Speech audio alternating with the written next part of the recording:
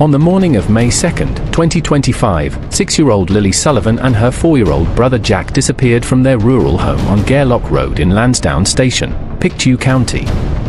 One moment, they were believed to be playing nearby. The next, they were gone. Their mother was upstairs, feeding the baby. Their stepfather says he heard their voices downstairs. Then, suddenly, quiet. When he checked, the sliding door was slightly ajar. Their boots were missing. That was it. No screams. No signs of a break-in. No cries for help. Just an eerie, terrible silence. What followed was one of the most intense child search operations in Canadian history. Hundreds of search and rescue volunteers swept the surrounding wilderness. RCMP teams deployed drones, K-9 units, helicopters, underwater dive crews, everything. And they found nothing. No clothing. No footprints. No blood. No toys. No physical evidence. Nothing. Over 5,000 video files were collected and reviewed. Investigators followed more than 600 tips. They issued search warrants, seized phones, interviewed dozens of people. And still, nothing. As weeks turned into months, public hope gave way to dread. Conspiracy theories flooded social media. Fake fundraisers popped up overnight. Strangers accused family members. People chose chaos over truth. And through it all, one plea kept echoing from the family: we just want them home as soon as possible. That quote, those words, have lived in the minds of every parent across the country. Because deep down, we all know, this could have been our street. Our kids. Our nightmare. And now, nearly 4 months later, the case has just taken a dramatic new turn. Sources close to the investigation have confirmed that the RCMP have identified 2 new suspects connected to the disappearance of Lilly and Jack Sullivan. These are not persons of interest. These are suspects. Individuals who, for reasons still undisclosed, are now central to the investigation. 2 people. Both known to the area. Both, allegedly, with some proximity to the Sullivan family. The RCMP isn't saying much, but behind closed doors, things are moving fast. The question is, who are they? What led investigators to them after months of dead ends? And the most terrifying of all, what do they know? Before we go any further, I have to say this. If you're not already subscribed to this channel, then why? How could you stay silent when these children need us? This case isn't just news, it's a cry for help. And your silence? It's part of the problem. Hit subscribe now, or be forever haunted by what you might have missed. Because the investigation is heating up. And the truth? It's closer than ever. 2 suspects. 1 shattered family. And a case that's about to explode. What really happened to Lilly and Jack Sullivan? Her voice cracked. Her hands trembled. And if you watched closely, you could see it dot. The fear that home may no longer be possible. And yet, the RCMP kept pushing. Criminal psychologists were brought in to profile both suspects. Suspect A, detached, emotionally flat, dismissive even when presented with the boot fragment. Analysts described their behavior as calculated detachment, common in individuals who maintain control by denying guilt, even in the face of rising evidence. Suspect B, visibly agitated during questioning. Rapid blinking. Cold sweating. Frequent glances at the wall clock dot. When asked directly, "Did you see the children?" they reportedly paused for 17 seconds. Then replied, "Not clearly." What does that mean? Not clearly? Lawyers would argue ambiguity. But investigators saw fear. Suspect B, the neighbor, lives less than half a kilometer away. Their vehicle was recorded turning onto Gairloch Road with its headlights off at 9:57 a.m. When investigators followed up, Suspect B told them, quote, "I was just passing by. I didn't know they were there." But investigators weren't convinced. Internal notes from the interview describe the suspect's behavior as rehearsed, disjointed, lacking emotional congruence. One line reads, "Needs further evaluation. Likely withholding information." As behavioral profilers began to assess both individuals, patterns began to form. Suspect A is believed to exhibit narcissistic tendencies. Someone who thrives on attention, even chaos. Their digital footprint suggests a fascination with the case and a disturbing history of posting misleading information online.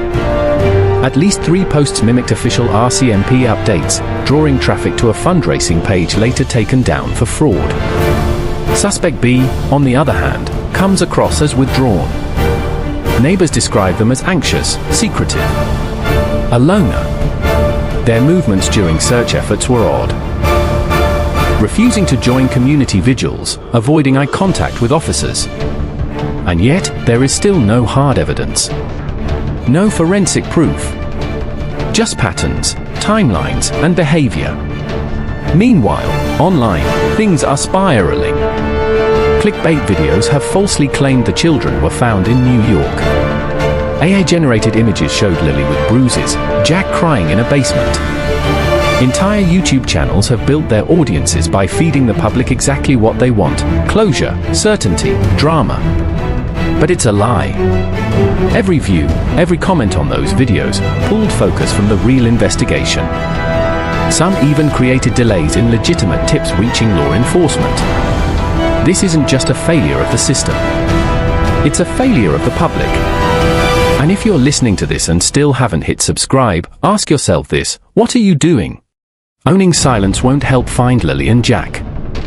Passive interest won't uncover the truth. Subscribe now, like your own conscience depends on it. Or go ahead.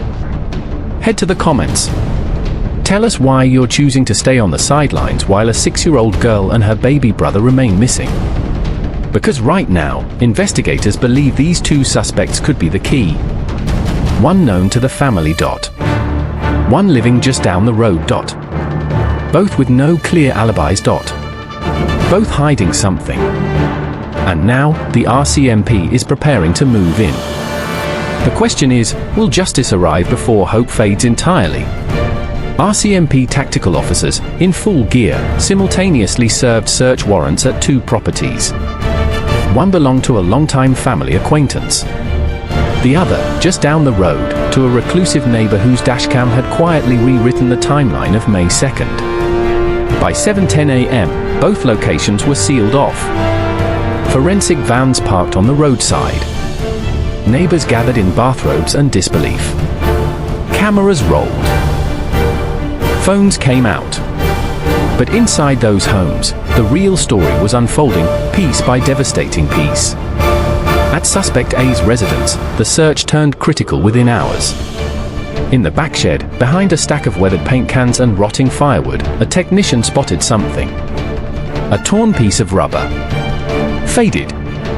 Dirty. But unmistakable. Pink with rainbow stars. It matched the description of Lilith's rain boots, boots she was believed to be wearing when she disappeared. Testing would later reveal a 91% match in composition and tread pattern to the same model purchased by the Sullivan family in April. The evidence wasn't conclusive, but it was enough to shift the tone of the entire investigation. Meanwhile, at Suspect B's property, digital forensics recovered previously deleted footage from their dashcam. It was timestamped 9:57 a.m., May 2nd, the exact time RCMP estimate the children disappeared. In it, the suspect's car is seen backing out of a wooded trail onto Gerlock Road. Headlights off. Rear trunk open. No children visible.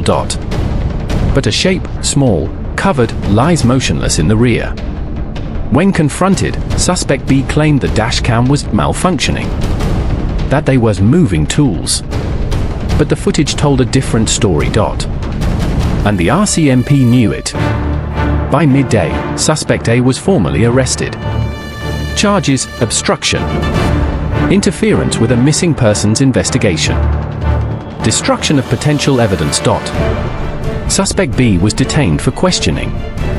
No charges yet. But pressure was mounting. In a press briefing that afternoon, a spokesperson from the RCMP said, quote, "We believe members of the public may unknowingly hold key evidence. A cell phone photo, a dashcam clip, a home security recording. If you were in the Lansdowne station area on May 2nd, come forward. This could be your photo, your video, that breaks open the case." Back at the Sullivan home, grief was mixing with something else. Exhaustion. Hopelessness. The children's maternal grandmother, holding back tears, addressed the media. "We just want them home, please." Her voice cracked. Her hands trembled. And if you watched closely, you could see it dot. The fear that home may no longer be possible. And yet, the RCMP kept pushing. Criminal psychologists were brought in to profile both suspects. Suspect A, detached, emotionally flat, dismissive even when presented with the boot fragment. Analysts described their behavior as calculated detachment, common in individuals who maintain control by denying guilt, even in the face of rising evidence. Suspect B, visibly agitated during questioning. Rapid blinking. Cold sweating. Frequent glances at the wall clock dot. When asked directly, "Did you see the children?" they reportedly paused for 17 seconds. Then replied, "Not clearly." What does that mean? Not clearly? Lawyers would argue ambiguity. But investigators saw fear. And that fear, according to experts, could point to guilt or the looming shadow of someone else's threat. Meanwhile, online, the noise continued. TikTok sleuths misidentified the suspects within hours. YouTubers posted thumbnails of crying children with titles like "Breaking, Bodies Found in Backyard, All False." All designed to pull attention, views, and add revenue from the real story. And the real story was this. 2 suspects dot. One with physical evidence dot. One with a broken alibi dot. Both with something to lose. And yet, no one, not even the RCMP, has said the words everyone is afraid to hear. The children's fate remains unknown. Are Lilly and Jack still alive? Were they taken? Did something worse happen? There is hope. There is also darkness. And somewhere between those two is the truth. But here's where I have to stop and ask again. If you've come this far, listened this deeply, and still haven't subscribed, I need to ask you, why? Is it fear? Indifference? Disbelief? Because not subscribing now, after all this, isn't just silence. It's complicity. You are choosing ignorance over justice. And you should ask yourself why. Or go ahead. Scroll to the comments. Tell us why you'd rather stay uninformed while this drama unfolds, while a mother waits by the window, while a brother's toys collect dust. Because we are closer than ever. Boot fragments. Footage. Arrests. But is that enough?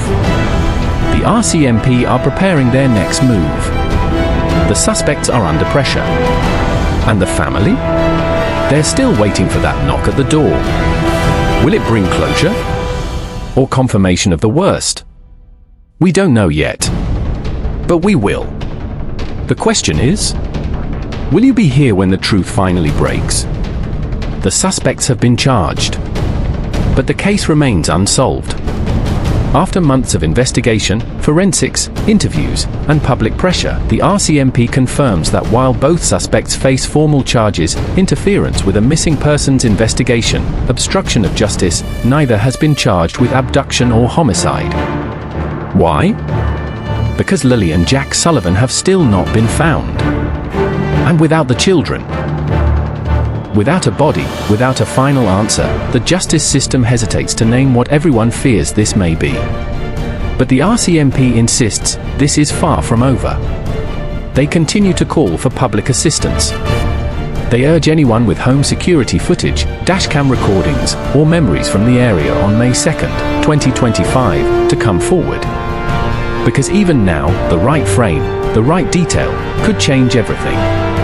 But while investigators pressed forward, a second front quietly unraveled in the background, one just as destructive. Misinformation. In the weeks following the disappearance, fake fundraisers began to circulate. Photos of other children were posted as updates.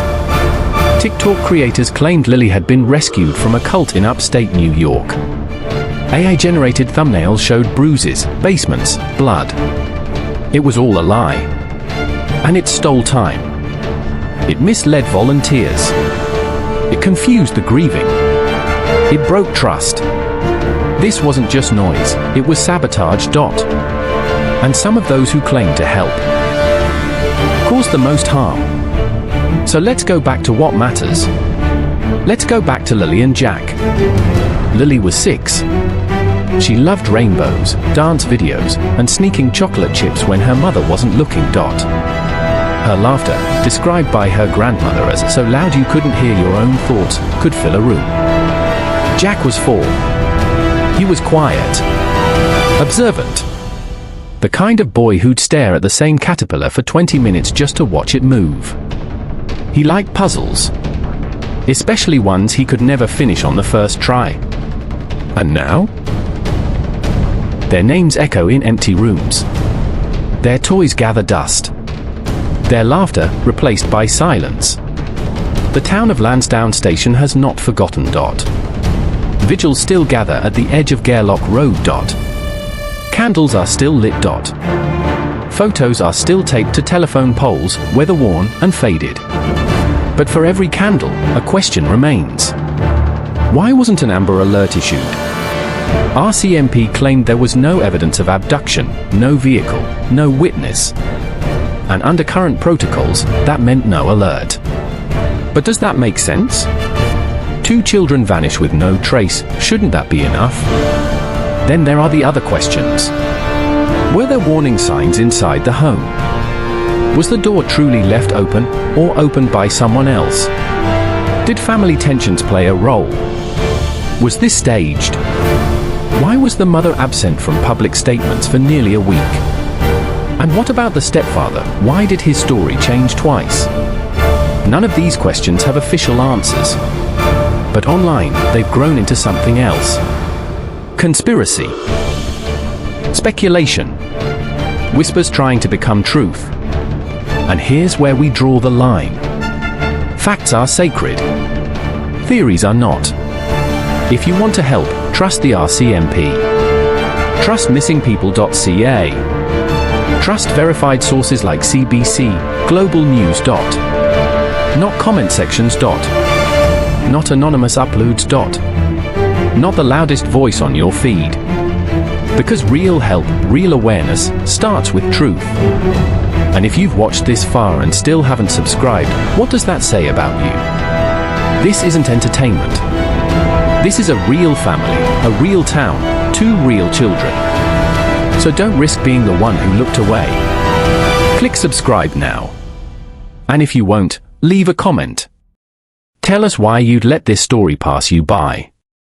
Because 2 children once filled a home with laughter. And now their names echo in the silence. Until they are found. Until justice is served. We keep talking. We keep watching. And we never forget.